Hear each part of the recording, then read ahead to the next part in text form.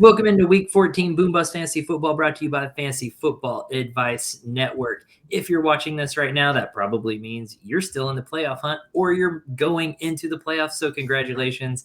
And you've made it through the gauntlet of a season. My goodness. And now you get to enjoy this bye week that is destroying teams. So if you can even field an entire roster this week, congratulations. Tonight I'm joined by Kyle and the professor, going to give you their booms and busts. How you fellas doing tonight? Doing good, man. Just trying to make them playoffs, you know? Oh, yeah. You in the hunt, professor? I'm in. Yeah, I'm in 6 leagues, 4 on first or second, and 2 on the outside looking in. Well, it is what it is. It's a tough week, tough season for sure.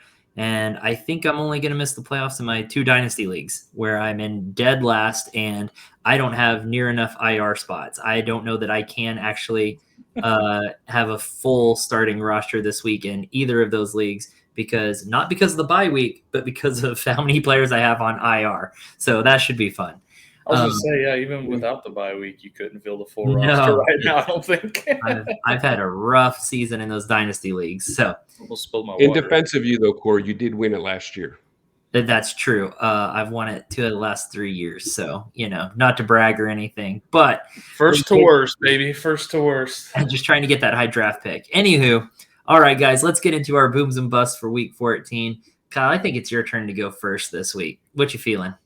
I think it is too, but I'm trying to get this water I almost spilled all over the place that splashed on my Don't make me go over to extra Tony. monitor. I'm giving you a shot here. All right, let's go. You know what? I'm going to go with a boom. Or no, sorry. I'm going to go with a bust just because you ticked me off just now. All right.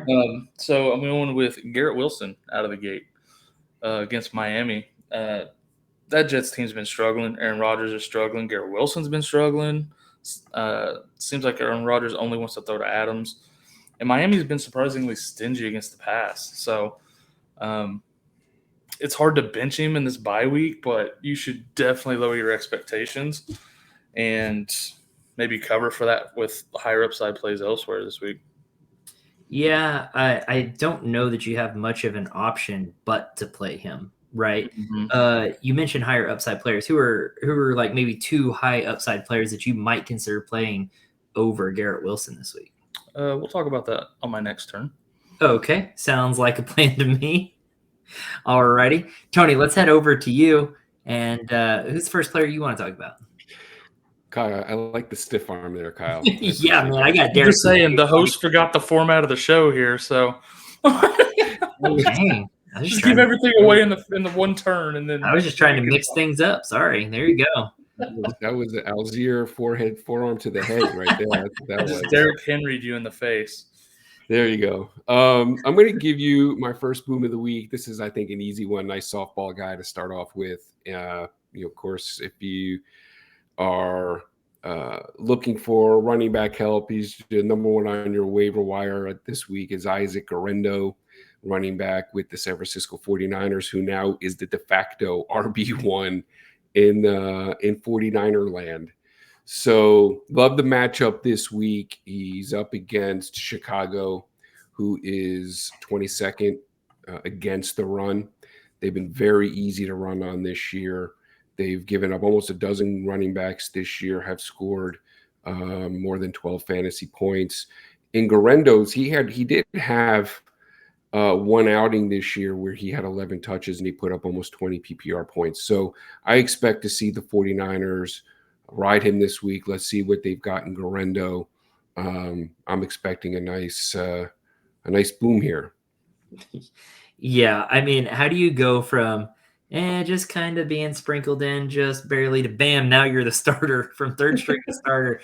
Yeah, I mean, talk about just being thrown in the mix there. So if you were lucky enough to pick this guy up on waiver wires, because we all know he was on your waiver this week, then congratulations to you. I think you just got a good player there. And usually pickups like that don't usually happen this late in the season. So that is just a gem right there for people trying to make that playoff push and might help them through the playoffs. So good pick there. Me and you were talking about before the show, even like every one of my leagues that I'm in, people that are right on that cusp of making it, bet everything they had left in their fab for him this Might week. as well. I saw I him also going for did, but I didn't have near as much as other people. I saw him going for ridiculous amounts of money this week because people need that running back. They need that push to get in the playoffs. So Absolutely. it's smart. Yep. Smart Agree. play. Yep. All right, Professor, give me your next player. So I'm going to give you my second boom of the week, and this might be a little bit more surprising. Once again, I say this like every other week. Remember, the boom is not a guy I'm saying who's going to finish in the top 3. Just saying he's going to outperform his ranking, or where maybe you might at least mentally have him in your weekly rankings, and that's Tony Pollard, running back with the Tennessee Titans. A lot of it has to do with the matchup.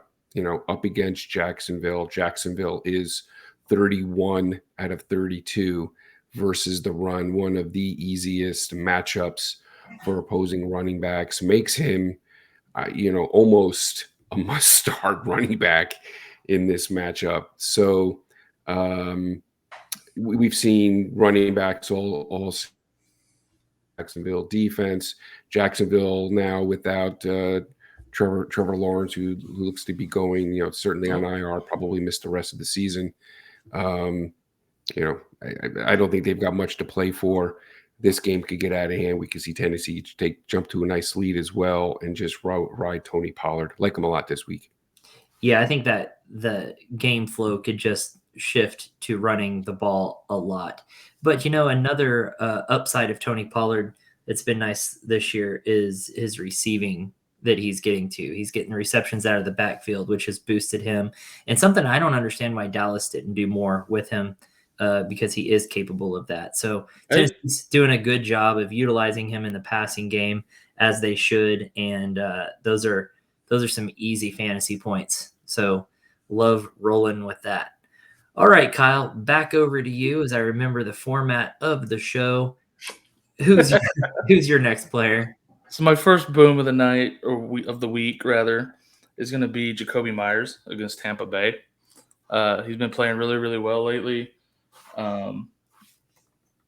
killing it with targets. But Tampa Bay's also one of the two. It's back and forth between them and the Jags on who's the easiest matchup for receivers in the league.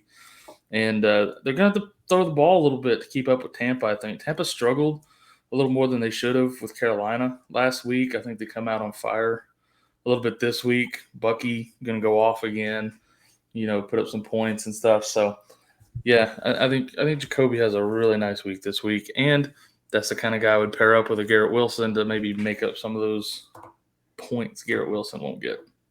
Yeah, Jakobi Meyers kind of flying under the radar this year, right? He's a wide receiver too, like 23rd overall wide receiver. And you mentioned Jakobi Meyers. People are like, who? Why would I start Jakobi Meyers stuff? But this is a guy who's pretty consistently scoring double-digit fantasy points. And, I mean, up above 15, sometimes above 20, pretty consistently. And you can't say that for a lot of players this year. Not many players have been that consistent. And that's with bad quarterback play too. So it also helps that their running game is not very good. So not to talk too much crap on your team there, Professor, but that team is just not good. So him the bright spots there. So he doesn't have a lot of competition for targets either, which is really nice. So good play there. All right, Kyle, who's your next one? So my other boom of the week is going to be Khalil Shakir against the Rams. This guy's getting a ton of targets in every game, and the Rams are not exactly an imposing defense against the pass, but they can also put up points. So, this could be a fun game. They're not going to be playing in snow this week, which is a huge plus. So, yeah, I like me some Khalil Shakir this week in a big bye week. Yeah, my first thought there was they're not playing in Buffalo, which is always a good sign, right? This late in the season and the snow and stuff. So Shakir, another one of those guys who's flying under the radar, sitting in the number 30 wide receiver overall right now. Again, scoring double-digit points pretty consistently. I thought Amari Cooper coming in would kind of be the guy. I think everyone expected that. ended up not being the case. He's pretty insignificant there, and Shakir is securing that top spot there with Coleman out and everything. So I like him. If anything else, Amari Cooper is just maybe relieving some of the pressure off of Shakir and Coleman and even that running game. So yeah. I will say, though, I did expect Dalton Kincaid to take more of those targets, and has not been the case. So it's been a little disappointing this year. I'm not going to lie. Yeah. I drafted him in a lot of spots this year. Big sad. All right. Let's get over to Tony, and all he has left for us is bad news. So give us some of your bad news bears for the week. First, I want you to do that tongue twister for me 20 times in a row. Shakir, secure. Shakir, secure. Secure. That's pretty good. I'm impressed. Thanks. My first bust of the week is a guy who's been really quite a surprising running back this year, and that's Chuba Hubbard with the Carolina Panthers. I think I've got a couple concerns about him, and I think you've got to be see some red flags, not just this week, but really rest of the season. Jonathan Brooks seems to be kind of working more into their game plan now. We saw Hubbard only had 12 carries last week, 0 targets out of the backfield. That could be the beginning of a concerning trend going into the fantasy playoffs, especially if you've been leaning on him as a starter for your fantasy team. This week, they're up against the Philadelphia Eagles, who are a top 5 defense against the run. Brutal matchup for Hubbard. I also am concerned just that the game script might work himself out of a heavy workload. So they might be playing catch up and from behind, and we might not see much of Hubbard at all. So am concerned about him this week. Matchup, Jonathan Brooks now, having a role, not getting the touches, and then game script. I got these kind of 3 strikes, you're out. Yeah, just to kind of revisit some of those points you touched on there, with them probably going to get pretty far behind on Philly here. The game script's going to turn to a passing game script here. And to reiterate that Chuba Hubbard didn't have a single passing target, 3 of 3 on that. So Brooks coming in and kind of being that receiving back, that is concerning for Hubbard, because that's where Hubbard was getting some easy points picked up there. So yeah, I'm not liking that for him. And I know he just signed that extension and everyone went, well, maybe he's the guy, but at the same time, you've got Carolina, who's not really playing for anything, and they might as well get their young guy in there, get him some experience, and look to the future there a little bit, get him some experience. So, yeah. One more quick thing. He also Hubbard had that game-losing fumble last week that might give him an excuse to kind of give Brooks a little bit more of a shot too going forward. Yep, that's a good point. All right, Tony, your last player of the week. Yeah, my last one, another guy, been a little bit of a disappointment here. I think the talent is there.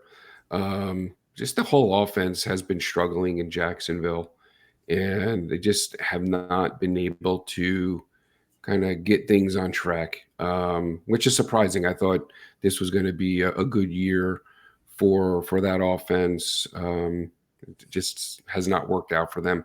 And so Travis Etienne for me this week is on my bust list, going up against Tennessee, who has been, at least ranking wise, they're kind of a middle of the pack defense versus the run.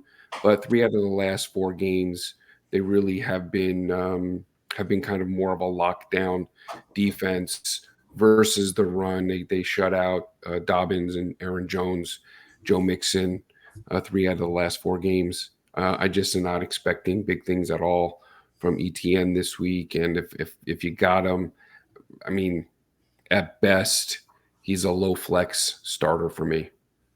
Yeah, Etienne hasn't scored double-digit points since week 5, and that's full PPR. He had 12 points, and 6 of those were receiving points. So that's not good.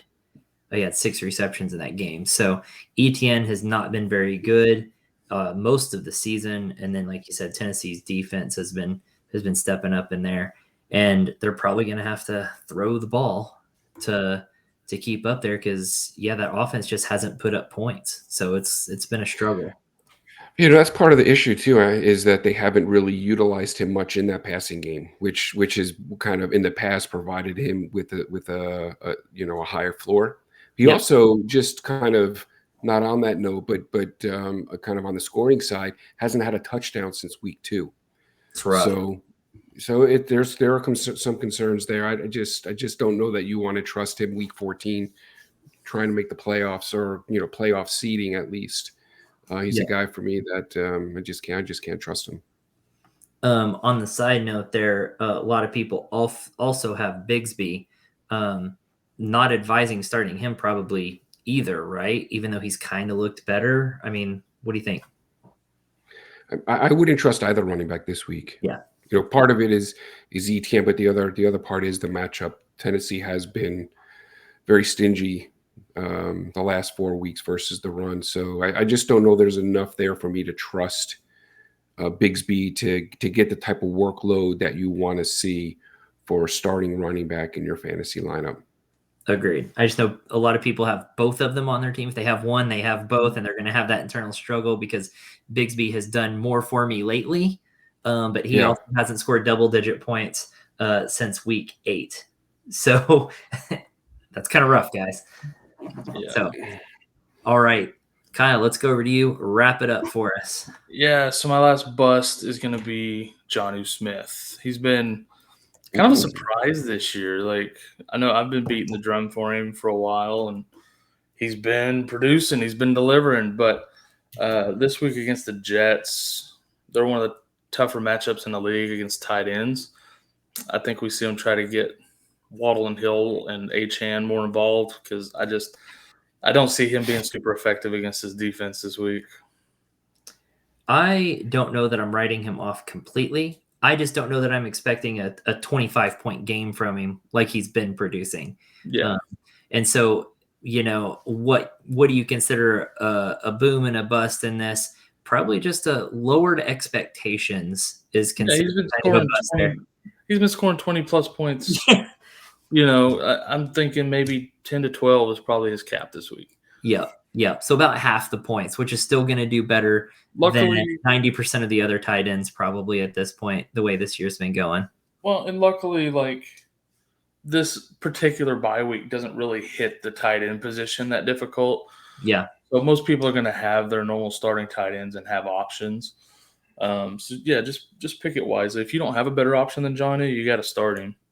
He's, like you say, but definitely lower those expectations with this week. Yep, 100% agree with that.